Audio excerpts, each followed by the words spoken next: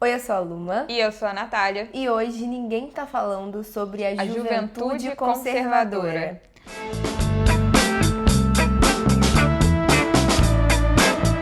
Na verdade, vamos ser sinceros, tem muita gente falando, mas eu acho que não da forma que a gente vai falar. Sim, somos únicas. Únicas. E E eu não sei se vocês perceberam, né? Mas o nome do podcast ele assume uma ironia.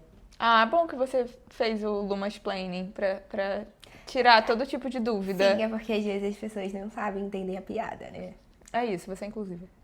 Mas, mas agora, sério, assim, tem muita gente que tá falando sobre uma suposta ascensão do conservadorismo, que na verdade tá acontecendo. Mas, beleza, as pessoas estão cada vez mais reacionárias. Mas será que a juventude antigamente era tudo isso mesmo? Eu fico pensando nisso, era tão inclusiva e rebelde. Existe mesmo toda essa diferença? Porque eu paro pra pensar, realmente, sempre existe um jovem rebelde. Isso é um denominador comum. Mas peraí também, né? A galerinha 20 anos atrás também era super reaça, também não ligava pro direito de ninguém.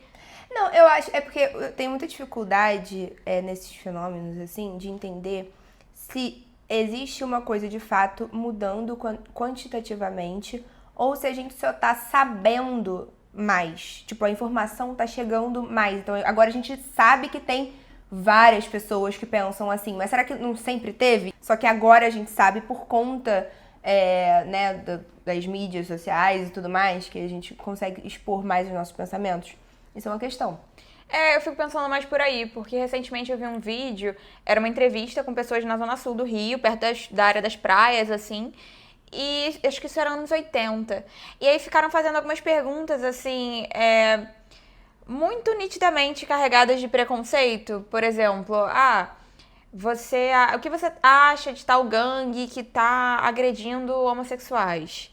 E aí a resposta era sempre assim: eu acho que é isso mesmo. Eu acho que tem que agredir mesmo. É umas coisas muito absurdas. E apesar da gente não saber o viés dessa entrevista, até porque pode ser que eles tenham entrevistado 1000 pessoas e 8 pessoas tenham falado que acham mesmo que tem que matar os homossexuais, e só essas pessoas tenham aparecido no corte específico da reportagem, ainda assim eu fiquei pensando, analisando as pessoas de, sei lá, 50, 60 anos que eu conheço.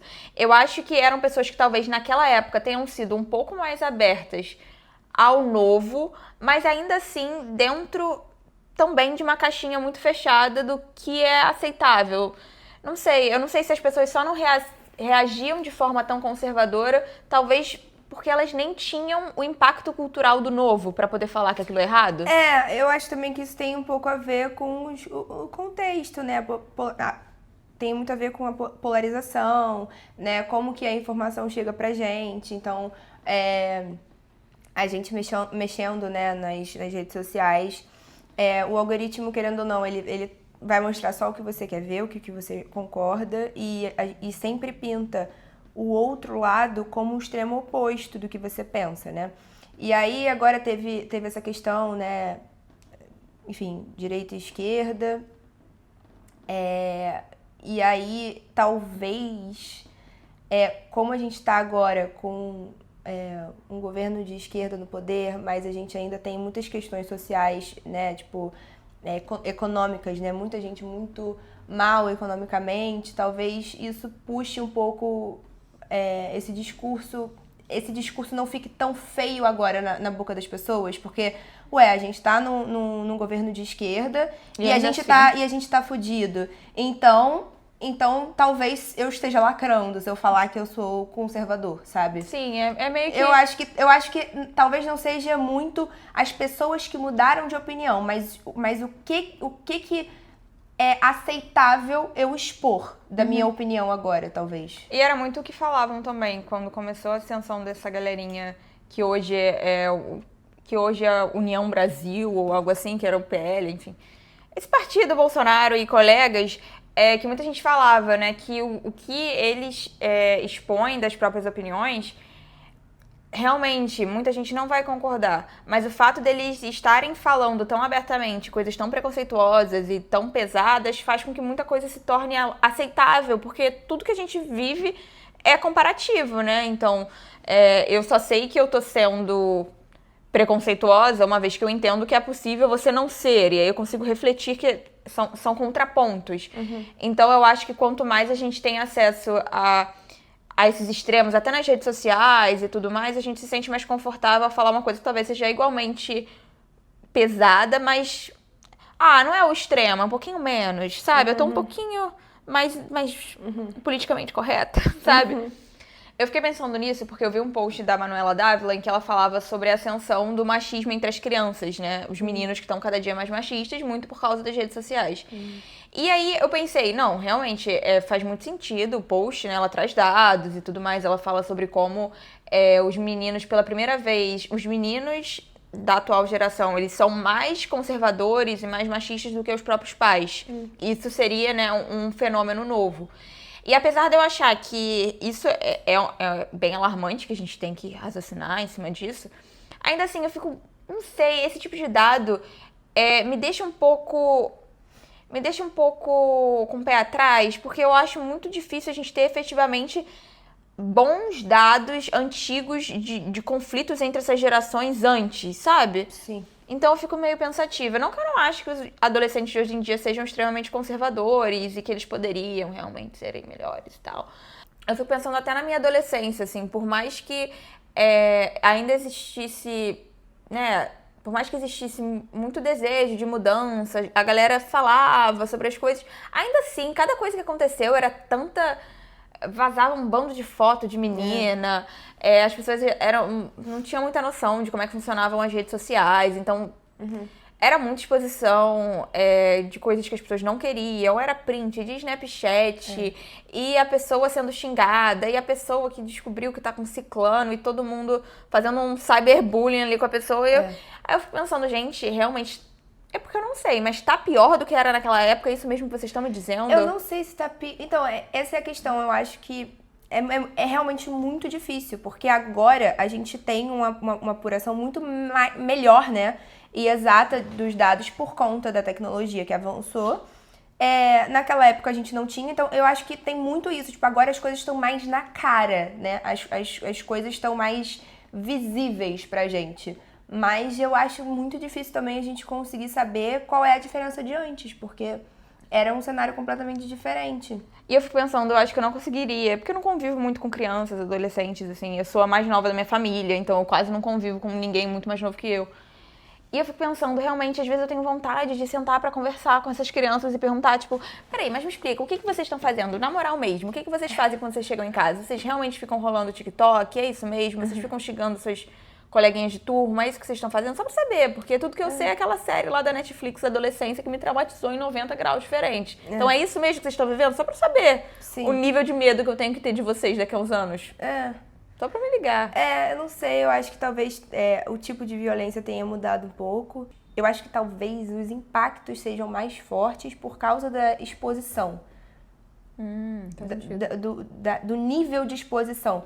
Porque antes, eu acho que tudo isso existia, mas você ia pra sua casa, você ficava na sua casa, você não continuava exposto a isso. Você ia jogar bola, ia fazer o seu dever de casa, não tinha internet pra você continuar sendo exposto a isso. Eu acho que talvez essa exposição só tenha aumentado o tempo, não sei. Gente, que loucura. Porque assim, muita gente fala sobre ter filho, e aí quando eu raciocino que quando você abre a possibilidade de ter filhos, você pode ter um filho homem também, eu fico muito chocada. Porque, assim, eu sempre penso na possibilidade de ter uma filha mulher, se for pra ter filho, sabe? Só que não tem como você ser, né, um completo louco. Filho homem, hétero, branco, provavelmente. Provavelmente. Grande chance. E aí eu ia ficar assim, não, hétero tem... Nossa, Nossa, ainda tem isso. O que você vai fazer com essa criança? Exatamente, onde é que a gente vai, entendeu?